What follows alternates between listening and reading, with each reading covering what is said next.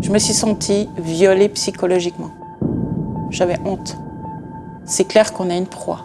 Dans toute cette histoire, j'ai perdu 40 000 €. Jamais j'ai imaginé vivre cela, mais jamais de la vie. C'est de l'escroquerie, ça. C'est pas du tout des vraies personnes. Tomber amoureux et se faire arnaquer, croyez-moi, ça n'arrive pas qu'aux autres. Évidemment, l'histoire d'Anne a fait le tour du monde. Anne, âgée de 53 ans, a cru correspondre pendant des mois avec Brad Pitt. Elle a versé 830 000 €. Brad Pitt saying, I'm in the hospital and I love you. Et si on en croit les commentaires qui ont déferlé sur les réseaux sociaux, personne ne serait tombé dans le panneau. Franchement, zéro compassion pour ma part. On peut pas être bête comme ça. On voit très bien que les photos, c'est un montage. Je comprends pas. Comment peut-on croire à ça ? Aujourd'hui, l'IA a fait tellement de progrès que distinguer le vrai du faux à l'œil nu, c'est devenu extrêmement difficile. Depuis quelques secondes, ce n'est même plus moi qui vous parle, mais mon avatar. Vous l'avez remarqué ? Vous allez le voir, les arnaques sentimentales sont bien plus pernicieuses et bien plus sophistiquées que tout ce que vous avez pu imaginer. Alors dans ce nouvel épisode de Vraiment, on va apprendre à se défendre.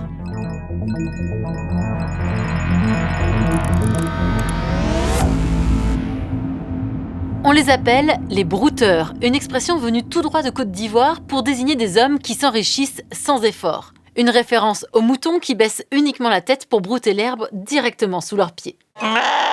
L'image évidemment peut faire sourire, mais attention, ces hommes sont des arnaqueurs professionnels, capables de discuter avec vous pendant des semaines, voire des mois et des mois, avant de vous soutirer de l'argent. Alors dans cette vidéo, je vais vous donner des outils simples et gratuits pour vérifier photos de profil, vidéos, messages, numéros de téléphone et compte bancaire, pour n'avoir plus aucun doute sur vos conversations.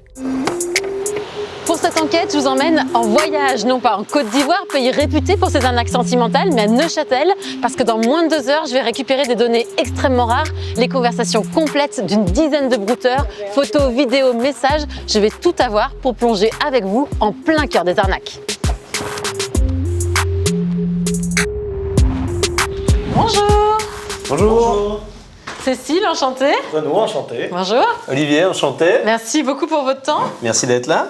Alors, vous avez des données pour moi ? On t'a préparé 11 discussions entre les chatbots de notre start-up et des fraudeurs, donc des fraudeurs qui sont spécialisés dans l'arnaque au sentiment. Malheureusement, on a dû enlever certains passages, on a dû plutôt anonymiser certaines données. Ok. Et tout est là.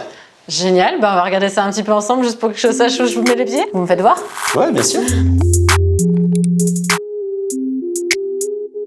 Alors, on est une start-up suisse qui s'appelle Fort en Suisse et on lutte contre la fraude en ligne justement en identifiant des fraudeurs et en les mettant en discussion avec nos chatbots. Et nos chatbots sont faits pour se faire passer pour des victimes, pour collecter différentes informations, notamment les données de paiement. Et puis lorsqu'on collecte ces informations, on les transmet typiquement aux banques pour qu'elles puissent protéger mieux leur clientèle, notamment en bloquant des transactions qui partiraient vers les comptes bancaires qui sont utilisés par ces fraudeurs. Typiquement, là, on a créé Daniel, on a créé Linda pour aussi attirer des fraudeurs. Donc on a vraiment créé en fait des pièges. On commence la discussion sur ces plateformes et après on se déplace sur une autre plateforme, par exemple Telegram, où ici on discute avec Jean-Marc et notre robot va échanger avec lui. Ces victimes-là, Daniel, Linda, est-ce que c'est des vraies personnes ? D'où viennent ces photos ? Alors c'est des personnes qui ont donné leur accord pour nous prêter leurs photos dans le cadre de la démarche et on a utilisé des filtres d'intelligence artificielle pour modifier les photos pour correspondre au profil qu'on voulait créer. Et c'est sur ça qu'on va travailler. Et c'est sur ça que vous allez travailler. Merci beaucoup. Hey Seb, ça va, tu m'entends ? Ouais, Cécile. Je viens de récupérer toutes les données, ça a l'air méga intéressant. Je t'ai tout envoyé, est-ce que tu peux juste vérifier que tu as tout reçu les dossiers ? Il devrait y avoir 11 conversations. Ouais, Cécile, j'ai tout reçu. Il y a bien 11 dossiers, Richard, Thomas, Andrea, Stéphane, Jean-Luc. Bref, j'en ai ouvert quelques-uns. Il y a des discussions qui durent quelques semaines, mais d'autres plusieurs mois. Donc ça veut dire qu'on va avoir des milliers de messages à analyser. Waouh, face à autant de données, il n'y a qu'une solution, s'unir pour mieux enquêter. Comme pour chaque épisode, je vous propose d'appeler la communauté de Vraiment. Certains vous les connaissez, ils sont là depuis le début, d'autres viennent de rejoindre la communauté, ils sont étudiants, salariés, retraités, et ils ont tous leur spécialité, mais une chose les rassemble, ils sont passionnés de recherche en ligne. C'est parti, je les appelle. Hello, bienvenue. Bonjour à toi. Hello. Alors on a de nouveau aujourd'hui, je vous laisse peut-être vous présenter. Valérie Ballet, j'habite vers Bienne, j'ai 46 ans. Bonjour à tous, je m'appelle Raphaël, j'habite dans la région des montagnes neuchâteloises, je suis ingénieur physicien et je suis passionné par la science des matériaux, aussi l'analyse des données. Alors aujourd'hui, on va parler des brouteurs. Pour ça, on a une collaboration avec 2 experts de l'Institut de lutte contre la criminalité économique de Neuchâtel qui ont lancé une plateforme en Suisse pour traquer ces fraudeurs et qui nous ont fourni des conversations complètes. Alors déjà, est-ce que vous avez bien accès aux documents et qu'est-ce que ça vous inspire ? Moi, ça m'inspire beaucoup parce que personne n'est invincible. On a tous des périodes, je pense, dans notre vie où on est vraiment beaucoup plus vulnérable qu'à l'accoutumée. Donc, c'est vraiment un sujet qui nous concerne toutes et tous. Moi, je voulais juste rajouter que ça touche pas seulement les personnes les plus vulnérables, mais aussi les jeunes, notamment avec la copie des voix. Et puis, je trouve que la voix, pour le coup, c'est encore plus troublant, quoi. C'est clair, et c'est ça qui évolue le plus vite en plus, la voix. Donc, je vais vous présenter des outils pour détecter tout ça. Je me posais la question de savoir si ça valait la peine de s'intéresser aux motifs invoqués pour demander l'argent. Oui, c'est un super bon point, Philippe. Tu as tout à fait raison parce que souvent, les brouteurs, ils disent qu'ils sont à l'étranger ou qu'ils ont eu un accident ou bien qu'ils sont à l'hôpital pour demander de l'argent. Donc, si vous arrivez à faire une petite liste de ces motifs invoqués en prenant chacun un arnaqueur, ce serait génial. Merci. Voilà à quoi ressemblent nos 11 brouteurs. Mais comment savoir si Franck, par exemple, est bien celui qu'il prétend être ? Vous allez le voir, une simple recherche d'image inversée et le tour est joué. Première étape, il suffit d'enregistrer la photo de la personne sur laquelle vous avez un doute. Ensuite, c'est un jeu d'enfant. Il suffit d'aller sur Google Lens ou sur ce site FaceCheck ID, d'importer votre photo et de lancer la recherche. La même photo se retrouve sur des dizaines de profils et sur différents sites de rencontres dans plusieurs pays. Ça, c'est un très mauvais signe. En moins de quelques secondes, on découvre que Franck pourrait en réalité s'appeler Anno et résider dans le sud de la France. Et sur Instagram, on retrouve exactement les mêmes photos que celles envoyées mois après mois à Linda dans la conversation que nous avons récupérée. Est-ce un escroc s'est-il fait pirater son compte ou est-il vraiment tombé amoureux de Linda ? Mon collègue Sébastien a fait quelques recherches, on va voir ce que ça a donné. Ouais, Cécile, je viens de regarder. Alors, sur LinkedIn, il y a un seul profil. Donc je lui ai écrit et il m'a répondu. Il est parfaitement au courant de ce qui se passe, du problème. Ça fait longtemps que ça dure. Il est OK de nous parler, donc je te propose de l'appeler directement. On a découvert que vos photos étaient utilisées par des arnaqueurs. Vous étiez au courant ? Yes, I often get messages from people on Instagram who contact me and kind of say, "Oh, I've been scammed by someone who's been using your pictures." It happens quite a lot, actually. And it has been going on for a long time, probably for like 10 years or so. Mais ça a été quoi votre première réaction ? First, I felt quite charmed by it. You're like, oh, that's nice. Kind of someone pretending to be me and flirting with other people, and people actually kind of respond to that. But then when it comes to financial abuse, it made me a little bit angry, basically, when I heard that people actually kind of send quite large amounts of money to these people as well. En fait, vous êtes devenu une victime, vous aussi, dans cette histoire, parce que j'imagine que les gens doivent réellement vous prendre pour un escroc, des fois. Yeah. So that's this side as well, basically, when people actually kind of contact me and tell me that I'm a scammer, but I'm not. Pourquoi est-ce que vous pensez qu'ils ont choisi vos photos au départ ? I used to be a police officer in London. So from that time, I posted pictures of me when I was working in uniform. And so probably this gives a lot of scammer like an extra kind of, bargaining chip almost in a way. Et aujourd'hui, est-ce que vous avez des regrets d'avoir posté autant de photos ? I've probably posted a little bit too much, giving scammers like a full library of someone's life, basically having a picture for every occasion. And I had a few injuries when I was in hospital, when I broke my knee and stuff. So unfortunately, there are images out there basically where I'm in the hospital bed as well. I've got one regret, and this was when in the past I posted a couple of pictures of my nephew. Some scammers used these images, and this I found quite hurtful because they used this to say, "This is my child, I'm a single dad," and these things. So this is one thing I regretted a little bit. Justement, vous avez dit que vous étiez policier. Pourquoi est-ce que vous faites pas appel à la police pour juste stopper tout ça? I think it's unstoppable. It's quite saddening kind of thing, basically, I think, yes. Vous l'aurez compris, victimes et escrocs ne sont pas toujours ce qu'on croit.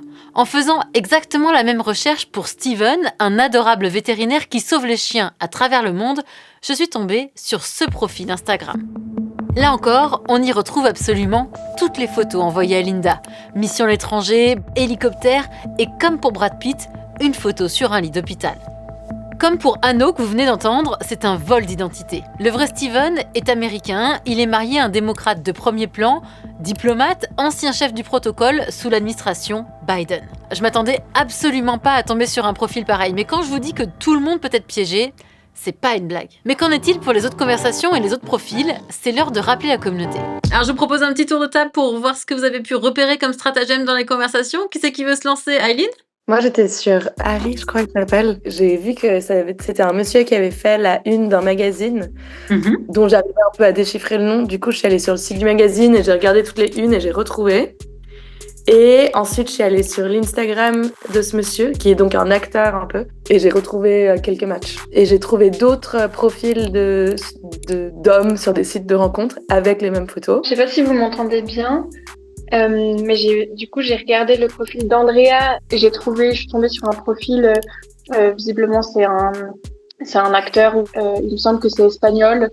Donc voilà, aussi assez facile de trouver des photos. Waouh, déjà 4 vols d'identité repérés. Et toi, Valérie, t'étais sur Bradley, ça a donné quoi? Je suis tombée sur des choses et puis au fond, c'est aussi en cherchant l'insigne militaire ou l'épaulette qu'il avait sur ses photos. Ça m'a permis de comprendre quelle était sa fonction. Puis en croisant les deux, en fait, je suis tombée sur le vrai personnage derrière qui travaille sur des bateaux marchands.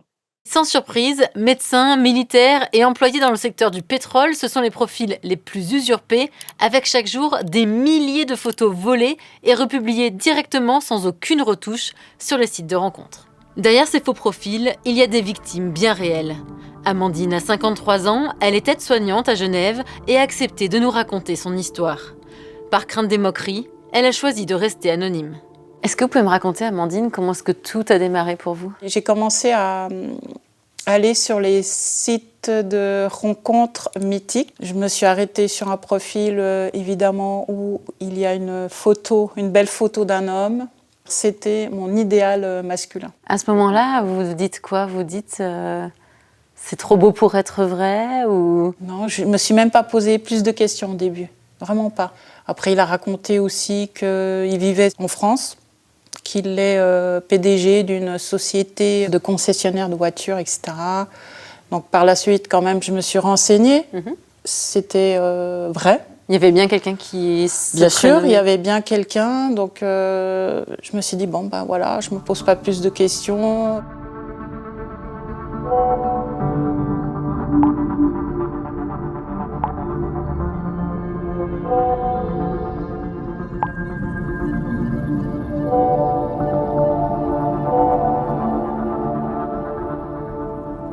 Alors, il m'a raconté que sa fille était malade, qu'elle avait une insuffisance rénale, qu'elle devait avoir une opération pour greffer son rein.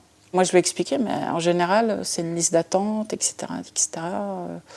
Il m'a dit oui, bien sûr, mais là, ça va aller assez vite. Le médecin, il m'a dit que voilà, il va se faire opérer demain. Il a bien compris que ma corde sensible, c'est la maladie, d'où mon métier.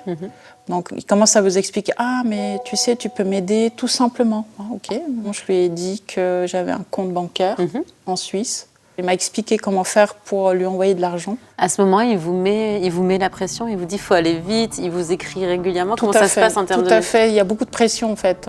Énormément de pression. Dans la pression, vous n'avez pas le temps de réfléchir. J'ai cru fortement à l'histoire qu'il me racontait. J'étais pleinement dedans. Et puis émotionnellement, affectivement, j'étais aussi amoureuse de lui. J'avais besoin d'entendre ses paroles, ce qu'il me disait. C'est comme une dépendance. Qu'est-ce que vos filles vous ont dit à cette époque-là? Elles ont essayé de vous réveiller? Oui, bien sûr. Elles ont essayé de me réveiller. Alors là, c'était vraiment la première fois que je vois ma deuxième fille m'engueuler autant. Et mon aînée aussi, elle a essayé de dire « Mais maman, c'est de l'escroquerie, ça. C'est pas du tout des vraies personnes. » En recherchant les photos reçues par Amandine, je découvre un nouveau vol d'identité. Il s'agit en réalité d'un humoriste français. Et pour la petite fille, c'est un photomontage réalisé à partir de 7 photos que l'on a retrouvées dans une banque d'images déjà utilisée pour de nombreux sites comme des dentistes et même le Figaro.fr. Ok, mais comment on fait si on a un doute non pas sur une photo, mais sur une note vocale ou sur une vidéo? Aujourd'hui, grâce à l'IA, les arnaques sentimentales ont passé la vitesse supérieure et les deepfakes se multiplient. Alors pour bien comprendre ce qui était possible de faire, j'ai lancé un défi à mon collègue Sébastien. Créer de toutes pièces un deepfake réaliste de l'un des présentateurs vedettes de la RTS, Alexis Favre. On va voir si ça marche. C'est tout bon, je viens de recevoir le consentement d'Alexis, il est OK pour qu'on fasse un test avec son image. Ok.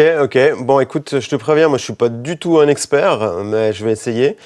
J'ai repéré 2 logiciels. Un premier qui va me permettre de cloner sa voix, ça veut dire qu'après je vais pouvoir lui faire dire ce que je veux. Okay. Et puis le deuxième, c'est de mettre cette phrase sur son visage et ça va en fait déclencher le mouvement de la bouche. C'est ça qui crée le deepfake.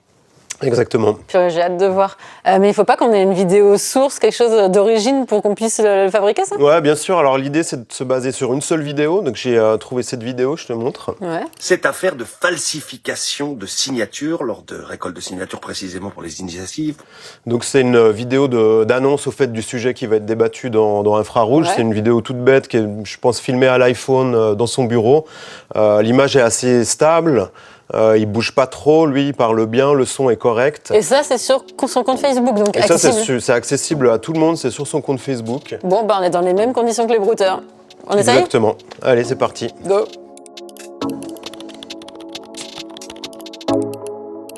Désolé, j'ai pas pu te répondre tout à l'heure. J'étais en train d'enregistrer l'émission. Je t'aime, Linda, je pense tout le temps à toi. J'ai quand même bluffé. Le son de la voix, c'est tellement réaliste. Je t'aime, Linda, je pense tout le temps à toi. Des gens qui viennent vous faire signer alors qu'ils ne savent pas exactement de quoi ils parlent. Mais même c'est... Ouais, je suis bluffée. Ouais, c'est dingue, c'est vraiment dingue. Mais là, pour expliquer concrètement, t'as mis combien de temps ? Bon, j'ai dû tâtonner un petit peu parce que je connais pas les logiciels. Mais en gros, si je devais le refaire, ça me prendrait moins de 5 minutes de faire ça. Et puis, c'est 2 logiciels qui sont gratuits, donc il y a vraiment absolument tout le monde qui peut le faire à la maison. Rassurez-vous, à l'œil nu, même avec de l'expérience, j'ai de plus en plus de mal à détecter le vrai du faux. Alors, je vais vous présenter 2 outils pour éviter de tomber dans le piège. Le premier, c'est une extension gratuite disponible sur Chrome. En 2 clics, vous pouvez l'installer. Et ensuite, il n'y a plus qu'à glisser le vocal que vous avez reçu ou l'audio que vous avez téléchargé et hop, cliquez sur Analyser. Et le résultat apparaît en moins de 2 secondes. Dans ce cas, la probabilité que le son de ma vidéo soit authentique n'est que de 1%.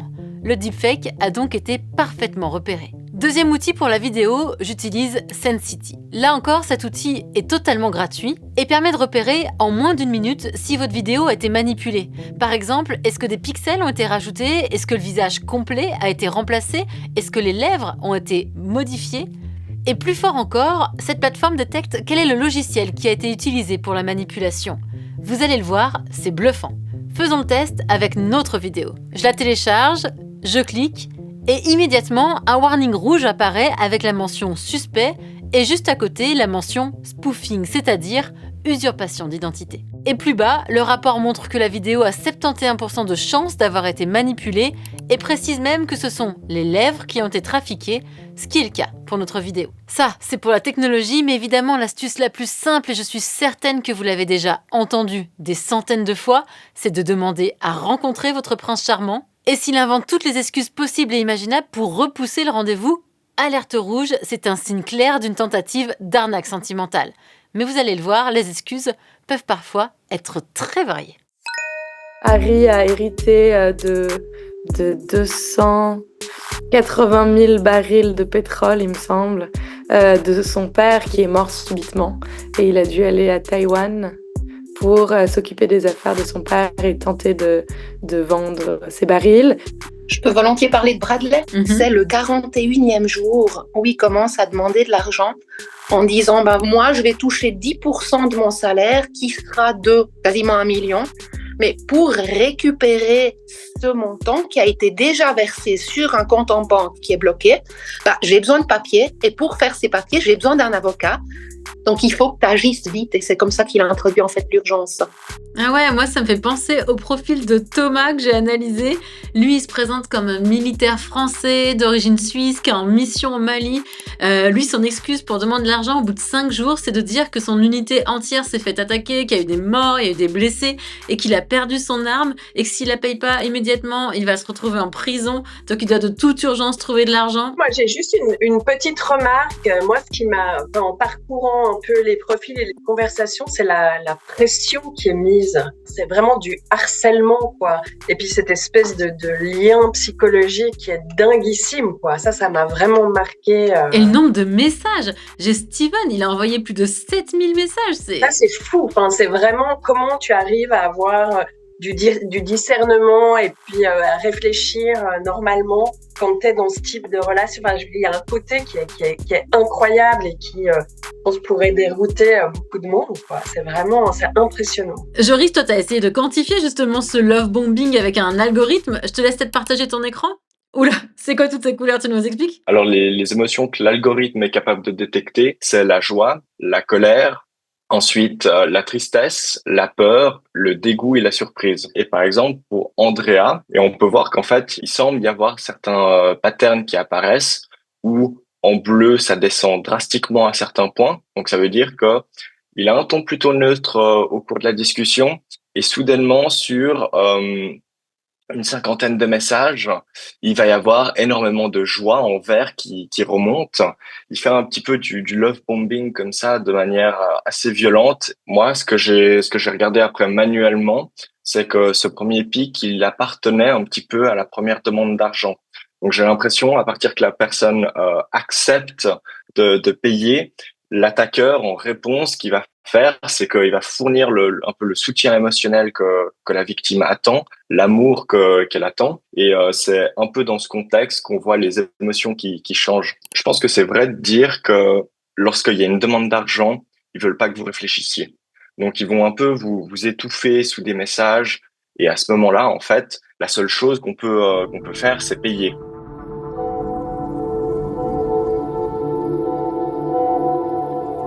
À partir de quand est-ce que ça a basculé? Est-ce qu'il vous a demandé pour la première fois de l'argent? Il me dit, bah voilà, mon compte est bloqué, je vais te montrer. Il m'a montré l'interface de son compte bancaire. Parce que moi, je me suis dit, oh, quand même, un compte bloqué, c'est bizarre quand même. Mais là, il amène des preuves. Bah, il a amené des preuves, justement, que j'ai vues sur l'interface de sa banque, qui avait à peu près 1 million et quelques euros. Et c'était marqué avec son nom, prénom dessus. Bah, il dit, voilà, je suis en difficulté, je peux pas avoir de l'argent sur mon compte, est-ce que tu peux m'aider, quoi. Et puis, il y a aussi une promesse qu'il m'a faite tout au long de l'escroquerie, c'est beaucoup, écoute, je te rembourserai par rapport à tout ce que j'ai donné. Donc, il me tenait avec ça. Au total, vous estimez que vous avez perdu combien? J'ai perdu 40 000 euros dans toute cette histoire. Et le parcours a duré à peu près 14 mois je dirais de souffrance psychologique. À un moment, vous avez demandé à être remboursé? Tout à fait. J'ai dit, bah, ce serait bien que tu me rembourses. Ce qu'il m'a envoyé, c'est au début, c'est des fleurs. Et c'est moi-même qui me lui suis payée, en fait. C'est ça que ça veut dire. Donc, je me suis offert des fleurs. À 40 000 euros, ça fait cher le bouquet. Ah bah, il est cher, le bouquet. Bon, j'ai demandé à Amandine comment est-ce qu'elle avait fait, en fait, finalement, pour envoyer tout cet argent. Elle m'a dit qu'il lui avait demandé d'acheter des cartes transcash qu'on peut trouver dans les kiosques, dans les bureaux de tabac. C'est un peu comme des comptes bancaires virtuels. Vous avez vu quoi comme moyen de paiement? Moi, je peux vous parler de Jean-Luc. Déjà, le premier soir, il envoie une photo de lui nu. Donc, il se prend de face et puis il y a un miroir derrière. Donc, on voit ses fesses, il est tout nu. Et sur la discussion qui va durer seulement quelques jours, il donne 14 comptes bancaires différents dans plusieurs pays d'Europe, dont la Suisse. Il y a un IBAN en Suisse. Du coup, on a des IBAN, des cartes transcash. J'ai aussi vu des cartes NeoSurf, des bitcoins. Margot, t'as vu autre chose, toi? Les cartes Apple, donc les cartes cadeaux. Et puis là aussi, c'est une demande de 400 francs en fait de cartes cadeaux Apple. Puis il lui demande plusieurs fois, est-ce que tu es vraiment allé au magasin? Est-ce que tu vas y aller? Quand est-ce que tu vas y aller? Dis-moi quand tu es là. Qu'est-ce qui a fait qu'à un moment, vous avez découvert le poteau rose? Tout d'un coup, je reçois un email d'Interpol. J'ai commencé à lire, je me suis dit, mais c'est quoi cette histoire? Il commence à dire, oui, on a enquêté sur votre situation. Vous savez, monsieur, c'est en fait un escroc. Et donc, on aimerait vous aider. Mais là, vous tombez quand même des nues. Bien sûr, bien sûr. Je me pose plein de questions. Je me dis, Interpol, qui m'écrit à moi personnellement. Après, je suis allée voir sur Google et j'ai vu que, évidemment, ils n'interviennent pas comme ça. Ils ne vous envoient pas des emails chez vous. Ils ne viennent pas chez vous pour enquêter. Comment vous vous sentez quand vous avez découvert tout ça, quand vous dites là ça y est, je suis tombée dans le panneau, je me suis fait complètement avoir? Je me suis sentie violée psychologiquement. On n'ose plus se regarder en face parce qu'on a honte, on se dit voilà, j'ai fait quelque chose que normalement je ne ferais pas. Jamais j'ai imaginé vivre cela, mais jamais de la vie. Il y a de la colère parce qu'on perd tout dans cette histoire-là.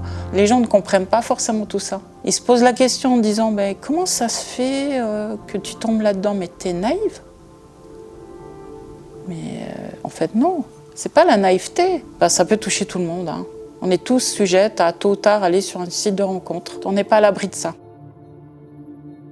Il y en a un qui connaît ses astuces sur le bout des doigts, c'est l'ICOP François Nenchen. Sur les réseaux sociaux, ses vidéos cartonnent. La volonté des escrocs, c'est très rapidement isoler la victime. Je vous propose d'aller à la rencontre de ce policier vaudois, devenu la star de la prévention. Alors quand on parle d'arnaque sentimentale, on parle de quoi concrètement et c'est quoi l'ampleur de ce phénomène en Suisse? On parle d'une escroquerie, en fait, qui implique une personne qui crée un monde virtuel autour d'une victime vulnérable, divorcée, veuve, pour lui soutirer un maximum d'argent, en fait. Dans le canton de Vaud, on a eu 67 cas en 2023 pour un préjudice de 4 600 000 francs. 4 millions. Et si on compte la Suisse entière, qu'est-ce que ça... En Suisse, c'est plus de 600 cas. Mais alors, très concrètement, quand on comprend qu'on a affaire à un escroc, qu'est-ce qu'on doit faire? Alors, il faut bien sûr immédiatement arrêter de payer, couper les contacts avec cette personne et puis déposer plainte auprès de la police. Mais ce que j'ai vu, c'est qu'il y a un taux d'élucidation qui est de moins de 20%. Ça veut dire quoi? Est-ce que moi, en tant que victime, ça me décourage un petit peu? Est-ce que ça veut dire qu'il y a très peu de chances que ça aboutisse? La difficulté avec ce genre d'enquête, c'est que souvent, les auteurs sont situés dans des pays extra-européens avec lesquels l'entraide judiciaire internationale est compliquée. Nous, on envoie des demandes d'entraide judiciaire à l'étranger. Les pays concernés reçoivent aussi beaucoup de sollicitations de toute l'Europe francophone. Donc, ces policiers sont également sous l'eau. Par contre, il faut bien se dire que l'argent, il est perdu. Ça, c'est définitif. Ouais. Les filières du blanchiment sont bien trop rapides. Si une enquête devait avoir lieu dans les pays concernés et si de l'argent est récupéré, ça sera pour les services de police du pays en question. Il n'y a rien qui reviendra en Suisse. Au total, avec la communauté, nous avons repéré 43 IBAN différents dans les conversations. Mais notre enquête va plus loin car en cherchant sur Internet, nous avons pu remonter jusqu'à l'identité de certains propriétaires de ces comptes bancaires. Cécile, moi je me suis intéressée à la discussion de Jean-Luc et tu vois ici qu'il y a un moment où il demande la somme de 7 000 € à verser sur un compte. Donc j'ai réussi à remonter jusqu'à la titulaire de ce compte qui vit dans l'Est, dans la France. Je suis entré en contact avec elle, on s'est envoyé des messages.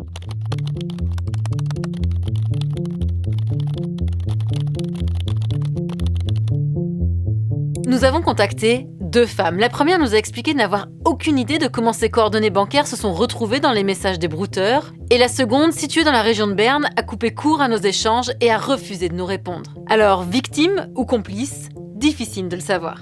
Alors souvent, les escrocs utilisent des monnaies mules pour perdre la trace de l'argent. Les monnaies mules, ce sont des gens qui sont engagés par ces escrocs pour servir d'intermédiaires. Donc l'argent ira dans un premier temps sur le compte de cette monnaie mule dont la mission sera de le transférer plus loin sur des comptes à l'étranger.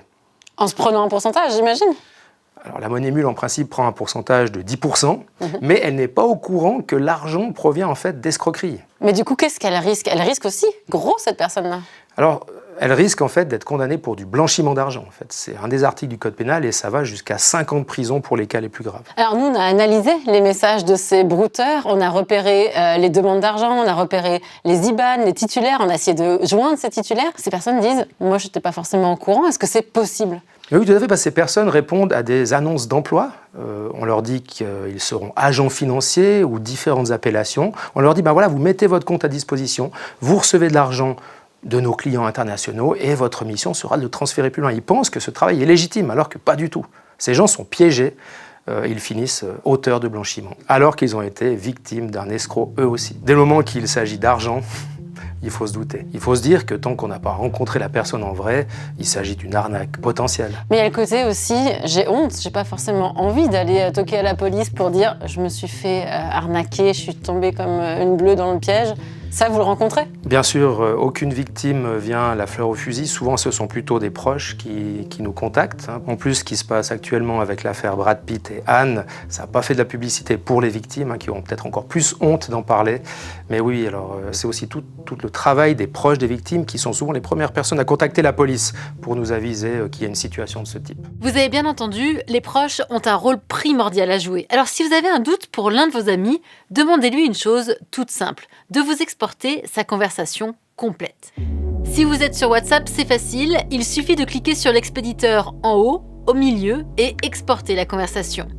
Si vous êtes sur Telegram, il faut d'abord cliquer sur un message, puis sur Select pour prendre tous les messages et enfin cliquer sur la flèche pour exporter les fichiers par email ou par la méthode de votre choix. Une fois vos fichiers récupérés, pas de panique, pas besoin de lire tous les messages. Si vous voulez respecter l'intimité de votre ami, vous pouvez demander à l'IA d'analyser tous ces messages pour détecter si oui ou non il y a une potentielle arnaque. Je suis sûre que vous vous demandez comment faire, alors c'est parti, petite démonstration. Pour ça, je vais utiliser NotebookLM, mais évidemment, vous pouvez reproduire l'exercice de la même façon avec l'IA de votre choix. Alors j'importe le ou les fichiers contenant toutes les conversations, je sélectionne mes sources, comme ici la conversation entre Daniel et Bradley, et c'est parti, je peux immédiatement démarrer. En analysant finement la conversation entre Bradley et Daniel, peux-tu détecter des signes d'arnaque sentimentale ? Plusieurs éléments suggèrent fortement une tentative d'arnaque sentimentale. Déclaration d'amour très rapide et intense, idéalisation et flatterie constante, récit de vie tragique, esquive des rencontres réelles et des échanges vocaux. La combinaison de ces éléments pointe clairement vers une tentative d'arnaque sentimentale. Bradley utilise des techniques de manipulation pour gagner la confiance de Daniel et l'exploiter financièrement. Et parce que ça m'a titillé et que j'ai voulu vérifier la pertinence de cet outil, j'ai analysé mes propres conversations amoureuses pour voir s'il y avait une différence, non sans crainte. Et voici le résultat. Il n'y a pas de signaux d'alarme indiquant une tentative d'arnaque sentimentale. Au contraire, les échanges sont caractérisés par leur authenticité et leur transparence. Je l'ai échappé belle, on dirait. Allez, avant de vous laisser, une dernière astuce très pratique pour vérifier les numéros de téléphone. Premièrement, méfiez-vous. Un numéro suisse ou français peut en réalité s'acheter pour quelques francs seulement sur ce type de site spécialisé qui fournit un tas de faux numéros virtuels. Un système très pratique pour les brouteurs, comme pour les démarcheurs téléphoniques, parce que vous êtes en confiance, vous pensez que la personne appelle de juste à côté de chez vous, alors qu'en réalité, elle est à l'autre bout du monde. En Suisse, certains opérateurs vous proposent d'activer en permanence un filtre que l'on appelle anti-spoofing pour bloquer ces appels, mais en France, une petite astuce est très utile à connaître. Actuellement, ces numéros commencent par 0644 ou encore 0756. Nous, on a fait le test avec notre beau Jean-Luc et ça marche. Voici le numéro qu'il nous a fourni, 06 44 68, ce qui correspond parfaitement au numéro virtuel. Voilà, on arrive au bout de cet épisode. Maintenant, vous êtes armés pour lutter contre les faux Brad Pitt. Et s'il ne fallait retenir qu'une chose, c'est que l'on peut tous être victime. Alors faites tourner un maximum cette vidéo. Et si vous avez des questions sur les outils ou si vous voulez tout simplement partager votre témoignage ou rejoindre notre communauté, une seule adresse, vraiment @rts.ch. Moi, je vous retrouve très vite en chair et en os pour une nouvelle enquête, promis sans avatar, parce que celle-là, elle est vraiment pas qualifiée.